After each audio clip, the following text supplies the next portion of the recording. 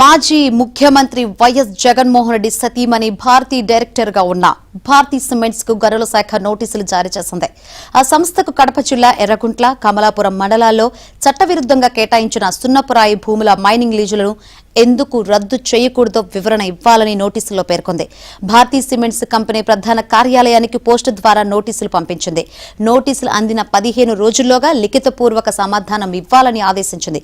అలాగే అదాని నియంత్రణలో ఉన్న అసోసియేటెడ్ సిమెంట్ కంపెనీస్ కు, రామ్కో సిమెంట్స్ కు కూడా నోటీసులు వెళ్లాయి. 2023-24లో అప్పటి జగన్ సర్కార్ ఈ 3 కంపెనీలకు వేర్వేరుగా సున్నపురాయి నిల్వలున్న భూములను కేంద్ర గనులు, ఖనిజాల చట్టం 1957 నిబంధనలు, మార్గదర్శకాలకు విరుద్ధంగా వేలంలో కాకుండా లీజులు కేటాయిస్తూ ఉత్తర్వులిచ్చింది.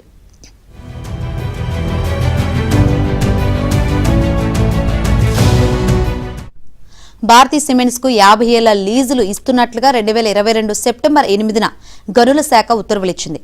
అయితే ఆ జీవో 63ను అప్పట్లో చీకట్లో ఉంచారు, వెలుగులోకి రానివ్వలేదు.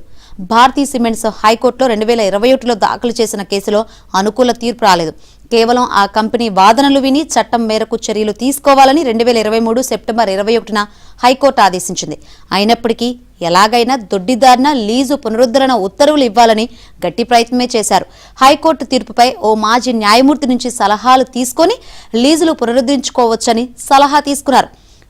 దాన్ని నాటి ఏజీతో కూడా సర్టిఫై చేయించారు.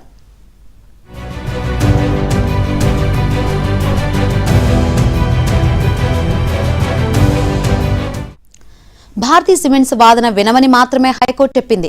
ఆ కంపెనీకి అనుకూలంగా లీజులు ఇవ్వమని చెప్పనే లేదు. కానీ నాటి జగన్ సర్కార్ తన ఇంటి కంపెనీ కోసం వ్యవస్థలను తప్పుదోవ పట్టించి ఏకంగా హైకోర్టు తీర్పుపై మాజీ న్యాయమూర్తి సలహా తీసుకుని లీజులు పునరుద్ధరింపజేశారు. 2024 ఫిబ్రవరి 2న జీవోలు 4, 5 ద్వారా భారతీ సిమెంట్స్ కు ఎర్రగుంట్ల, కమలాపురం మండలాల్లో అత్యంత విలువైన సున్నపురాయి నిల్వలున్న 744 ఎకరాల భూమిని ధారాదత్తం చేశారు. మైనింగ్ లీజును ఏకంగా 50 ఏళ్లకు పొడిగించారు.